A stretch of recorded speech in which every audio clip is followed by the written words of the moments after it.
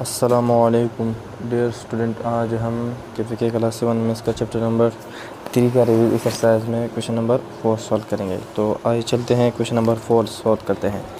Question number 4 में क्या है, विदाउट डिवीजन के बगैर यूजिंग द रूल, वो रूल इस्तेमाल करो, separate the terminating and non terminating decimal, और फिर आप अलहदा करें टर्मिनेटिंग और नॉन टर्मिनेटिंग डेसिमल को। यानी डिवीजन के बगैर आप ऐसा रूल इस्तेमाल करें जिसकी वजह से आप टर्मिनेटिंग और नॉन टर्मिनेटिंग डेसिमल को क्या करें, सेपरेट कर लें।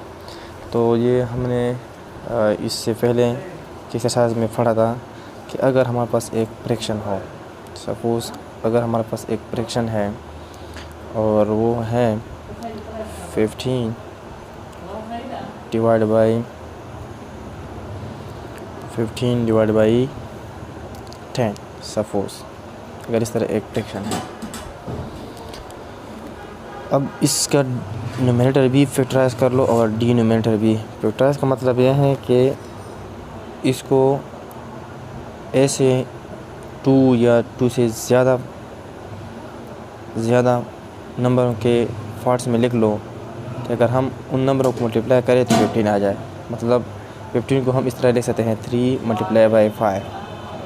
तो अगर हम एक नंबर को 2 या 2 से ज़्यादा टुकड़ों में डिवाइड कर लें, इस तरह इसको हमने क्या है, डिवाइड किया है 15 को, और हर 2 नंबर के बीच में क्या है, मल्टीप्लाई का साइन है। अगर इसको हम मल्टीप्लाई करें तो 15 भी आता है। तो इसको हम कहते हैं, हर एक नंबर को, ये 3 को भी हम फैक्टर कहते हैं और 5 को भी फैक्टर कहते हैं, और इन फ्रॉस को हम फैक्टराइजेशन कहते हैं। और ये हमने क्लास 6 में भी डिटेल से पढ़ा है, इस तरह क्लास 7 में भी। और इसके बाद हमारे पास 10 है। 10 को हम इस तरह लिख सकते हैं 2 × 5। तो अब इसको आप सिंप्लीफाई कर लें जितना हो सके। इस 5 को 5 से हम कैंसिल करेंगे तो ये आता है 3/2। अब 3/2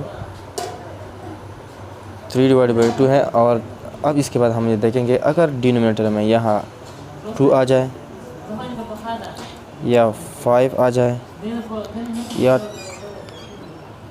2 के सारे फैक्टर आ जाए या 5 के सारे फैक्टर आ जाए, तो ऐसे नंबर को हम कहेंगे टर्मिनेटिंग।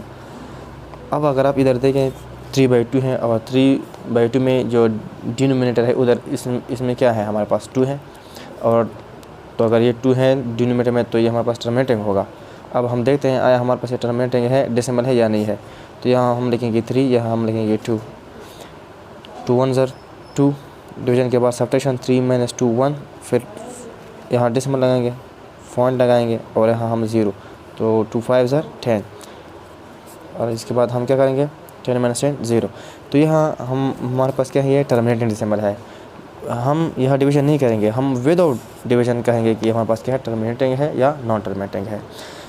इस तरह अगर हमारे पास आ जाए कि 13 / 15 या 16 आ जाए सपोज़। अब 13 तो 13 है, इसको हम बस फैक्टराइज करेंगे तो यही आएगा। या अगर हम लेके 1 × 13 भी ले सकते हैं, 13 × 1 भी ले सकते हैं, और 16 को हम इस तरह ले सकते हैं 2 × 2 × 2। तो यहाँ हमने जो फैक्टर किया डिनोमिनेटर वाले नंबर को, तो सारे 2 के फैक्टर आ गए। तो ये भी हमारे पास क्या है, टर्मिनेटिंग डेसिमल होगा। इस तरह अगर एक नंबर हमारे पास है 31 / 25, तो 31 को हम इस तरह लिख सकते हैं 31 × 1, और 25 को हम लिख सकते हैं 5 × 5। तो ये जो फैक्टर है हमारे पास सारे 5 के फैक्टर में आ गए। तो ये भी हमारे पास क्या है, टर्मिनेटिंग डेसिमल होंगे। तो अब देखते हैं क्वेश्चन को कि कौन सा क्वेश्चन हमारे पास टर्मिनेटिंग है और कौन सा नॉन टर्मिनेटिंग।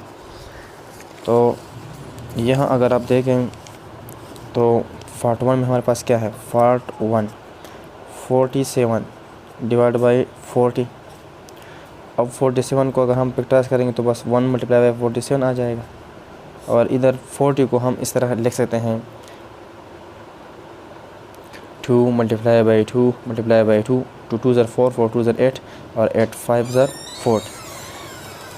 तो ये हमारे पास और सिम्प्लीफाई नहीं होता, लेकिन यहाँ जो फैक्टर हैं वो सारे क्या है 2 और 5 का फैक्टर है। तो अगर यहाँ यार सारे 2 के फैक्टर हो या सारे 5 के फैक्टर हो या इन 2 और 5 के कम्बिनेशन के फैक्टर हो, मतलब कम्बिनेशन में हो, 2 भी हो और 5 भी हो, फिर भी हमारे पास ये क्या होंगे टर्मिनेटिंग डेसिमल होंगे।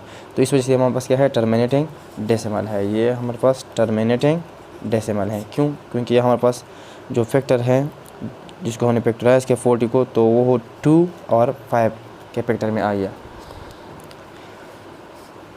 तो जब 2 और 5 आते हैं सिम्प्लीफिकेशन के बाद, तो फिर ये हमारे पास टर्मिनेटिंग डेसिमल होगा। फॉर टू हमारे पास क्या है, फॉर 2 हमारे पास हैं 140 डिवाइड बाई 36।